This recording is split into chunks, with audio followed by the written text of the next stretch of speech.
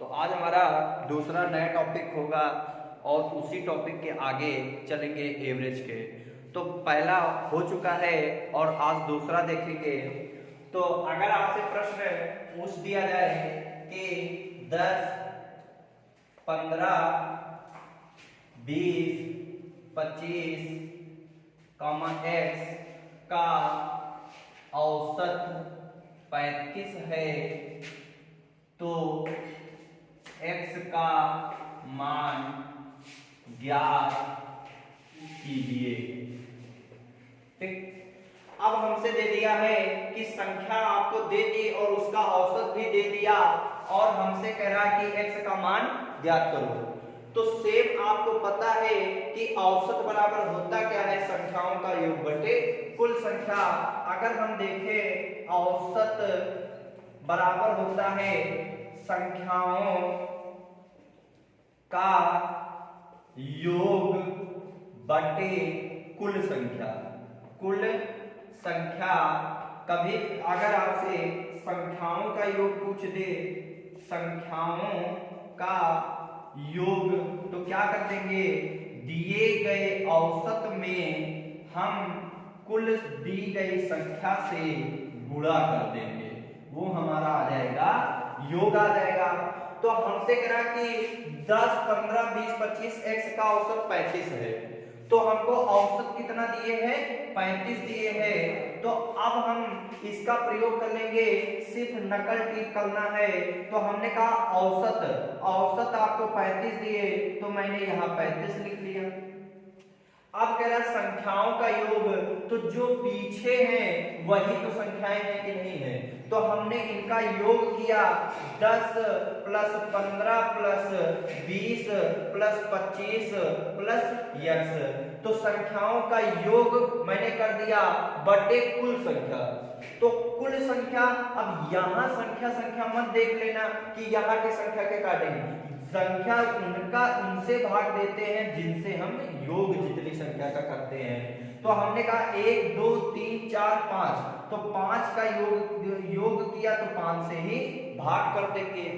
तो अब आपसे देखा मैंने यहाँ कुछ नहीं, तो एक और कभी भी अगर बराबर लग जाए तो उसका मतलब होता है कैंची गुणा। तो यहां से हमने कहा यहाँ 35 इंटू 5 बराबर, अगर हम इनका योग करें तो 5, 5, 10, 10 का 0 आ जाएगा। फिर यहाँ 2, 2, 4, 5, 6 और 1 7, और यहाँ पर 100 हो जाएगा। तो अगर हम इसमें देखें 5 25 और 5 15, 15 और 2 हो गए 17, तो यहाँ 70 प्लस x। अब हमसे x का ही मान पूछ रहा था, तो आप जानते हो कभी भी प्लस का अगर बराबर की तरफ ट्रांसफर करोगे तो चिन्ह बदल जाता है। तो आप जानते हो अगर प्लस का ट्रांसफर करोगे तो यहाँ पर आपका माइनस हो जाएगा, और अगर माइनस का ट्रांसफर करोगे तो प्लस हो जाएगा। अगर कभी भी अगर दिए गए संख्या में भाग को चेंज करना है, भाग को अगर गुणा में चेंज करना है, तो हमेशा याद रखना संख्या पलट जाएगी, संख्या पलट जाएगी, उसका व्युत्क्रम हो जाएगा। अगर आपसे जैसे 2/3 भागित 6/5 दे दे, तो इसको अगर गुणा में चेंज करोगे तो जैसे ही गुणा में चेंज करोगे तो आगे वाली संख्या पलट जाएगी। अगर 6/5 है तो 5/6 हो जाएगी। तो यहां से हमने देखा कि यहाँ 5 बचे 0 बचा 1, तो वो संख्या जो आएगी वो कितना आएगा, 105 आएगा, 105 आएगा। आगे अब इसी को आप कैसे और कैसे कर सकते हो, अगर मैं देखूं कि औसत जो दिए हैं वो कितना दिए हैं, आप कहोगे 35 दिए हैं। ठीक, जो औसत है वो कुल कितनी संख्या का है, तो 1, 2, 3, 4, 5 संख्या का है। तो अगर हम औसत में अगर मैं 5 से गुणा कर दूं तो हमें योग पता चल जाएगा कि नहीं चल जाएगा, बोलो।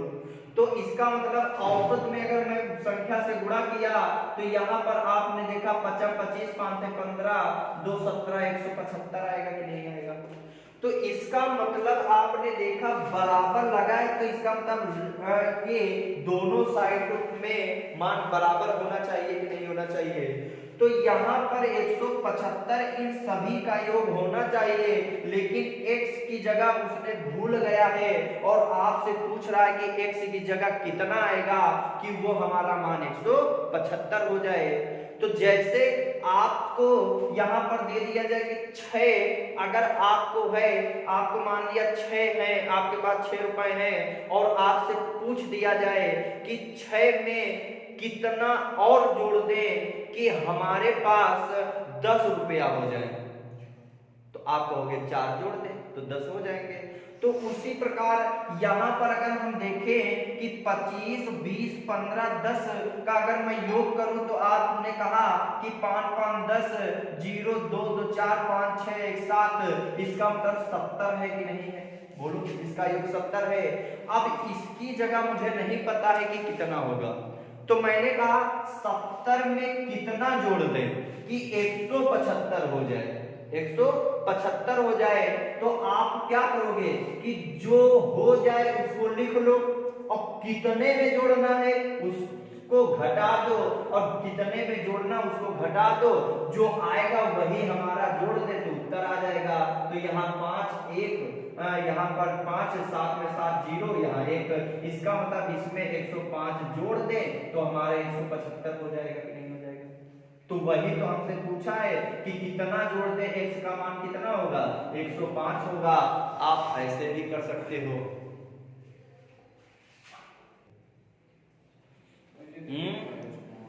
अब उसने 105 मात्र उसने क्या किया, 35 × 5 175 हो गया, 70 + 105 175 यहाँ। तो यहीं पर तो पूछा है कि यहाँ कितना जोड़ दिया जाए, तो मैंने कहा दी गई संख्या को लिख दो कि कितना करना है और हमें जो दिए हैं कितने में जोड़ना है उसको घटा दो। तो 175 में 70 जाएगा तो कितना बचेगा? 105 बचेगा। तो इसका मतलब x की जगह कितना आएगा? 105 आएगा। तो इसी पर एक प्रश्न और करके बता दो। अगर मैं दे दूं 50, 35, 38 और x का औसत 49 है, तो x का मान ज्ञात कीजिए। x का मान ज्ञात कीजिए। तो प्रश्न आपसे करा 50, 35, 38, x का औसत 49 है, तो x का मान ज्ञात कीजिए। तो हम जानते हैं औसत बराबर संख्याओं का योग बटे कुल संख्या होता है। तो मैंने सिर्फ देखा औसत जो दिए है वो कितना दिए है? 49 दिए है। और ये कितनी संख्याओं का दिए? तो पीछे मैंने देखा 1, 2, 3 और 4, मतलब 4 संख्याओं का औसत जो दिए हैं वो कितना दिए? 49 दिए। तो यहां से अगर मैं योग निकालना चाहूं तो औसत गुणे संख्या कर देंगे कि नहीं कर देंगे? तो अगर हम यहां से देखें कि 4 9 या 36 हो गए और यहाँ पर 4 चौको 16, 7 18 और 1 19, 196 आ जाएगा कि नहीं आ जाएगा? अब उसने कहा कि x का मुझे मान ज्ञात करना है, तो हमको 3 संख्या दिख रही है, संख्या, तो उन संख्या को मैंने लिखा और उनका योग कर लेंगे। 8 5 13 हुआ, 5 3 8 और 8 9 10 11 और 1 12, 123 हुआ। इसका मतलब कि 123 में कितना जोड़ दें कि 196 हो जाए? यही तो इसका मतलब होगा कि 123 में कितना x की जगह रख दें कि 196 आ जाए। तो हमने कहा जो आ जाए तो उसको मैंने कहा 196 में मैंने 123 अगर मैं घटा दूं तो मुझे पता चल जाएगा। तो 6 में 3 गया तो 3 बचा और 9 में 2 गया तो 7 बचा। इसका मतलब x के स्थान पर अगर मैं 73 रख दूं तो हमारा जो आएगा वो 196 हो जाएगा कि नहीं हो जाएगा? और हमसे x का मान ही पूछा है, आपका उत्तर हो गया। मैंने कहा कि 15 छात्रों की औसत आयु 20 वर्ष है तथा एक अध्यापक के आ जाने से उनकी औसत आयु में 2 वर्ष की वृद्धि हो जाती है, तो उस अध्यापक की उम्र ज्ञात कीजिए। ये तो अगर मैंने कहा 15 जब छात्र थे तो उनकी औसत आयु जो थी वो 20 वर्ष थी। कितने वर्ष थी? 20 वर्ष। तो 20 वर्ष थी तो औसत थी, तो अगर हम उनका योग देखें तो आप जानते हो योग का मतलब होता है औसत गुणे कुल संख्या। यही होता है कि नहीं होता है? ठीक। तो मैंने कहा कि अगर हम 15 छात्र दिए हैं और उनका औसत 20 दिए हैं, तो हमने औसत की जगह मैंने 20 लिखा और संख्या की जगह 15 लिखा, तो इनका योग कुल आया 15 दूना 30, 300 आएगा कि नहीं आएगा? अब एक अध्यापक अगर आ जाए तो 15 छात्र थे तो एक अध्यापक अगर प्रवेश कर गया तो वहां 15 की जगह लोग कितने हो गए? 16 हो गए। और अध्यापक के आ जाने से उनकी औसत आयु में 2 वर्ष की वृद्धि हो गई। तो इसका मतलब 2 वर्ष की वृद्धि हुई तो 20 से कितना हो जाएगा? 22 हो जाएगा। अब अगर हम योग देखें तो हमारा वही औसत गुणे संख्या होगा कि नहीं होगा? ठीक। तो मैंने कहा 16 दूना 32 हुआ और 16 दूना 32। तो यहाँ 16 दूना 32 और 16 दूना 32, 33, 34, 35। इसका मतलब कि यहाँ पर 352 आएगा कि नहीं आएगा? ठीक। अगर हम देखें 15 जब छात्र थे तो योग 300 था और जब एक आया और तो उनका योग जो हो गया वो 352 हो गया। तो इसका मतलब कि जो 300 था तो वो बच्चों का ही था, अध्यापक के आने से 352 हो गया। तो इसका मतलब जो ज्यादा हुआ वो अध्यापक की ही तो उम्र होगी कि नहीं होगी? तो इसका मतलब कि अगर मैं कुल में बच्चों का योग में घटा दूं तो इसका मतलब कि मुझे पता चल जाएगा कि ये जो अध्यापक था वो कितने वर्ष का था। तो अध्यापक कितने वर्ष था? 52 वर्ष का था कि नहीं था? ठीक। तो अब देखो इसका दूसरा तरीका क्या कर सकते हो।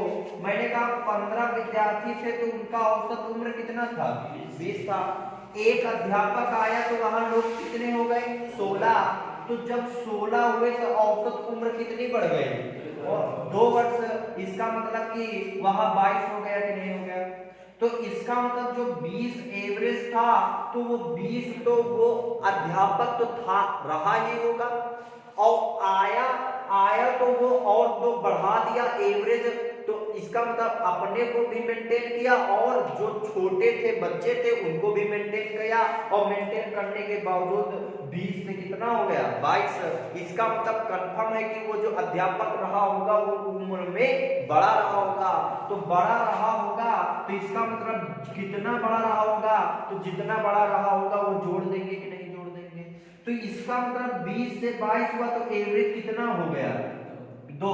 तो इसका मतलब एवरेज जो हुआ बढ़ा है वो 2 बढ़ा है, तो वो अपने को तो 2 दिया ही है, साथ में 15 लोगों को और दिया, तो टोटल कितने लोगों पर एवरेज उसने बढ़ाया? 16 लोगों पर बढ़ाया कि नहीं बढ़ाया? अगर स्वयं पर एक मतलब स्वयं पर, अगर स्वयं मतलब 1 हो गया, 15 और हुए बच्चे तो 16 लोग हो गए।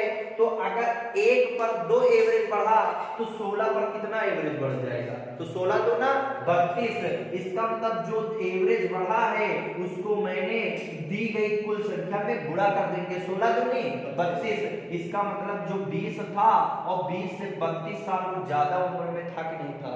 तो यहाँ पर अगर मैं देखूं 20 में 32 जोड़ोगे तो कितना हो जाएगा? 52। हो गया उत्तर, खत्म।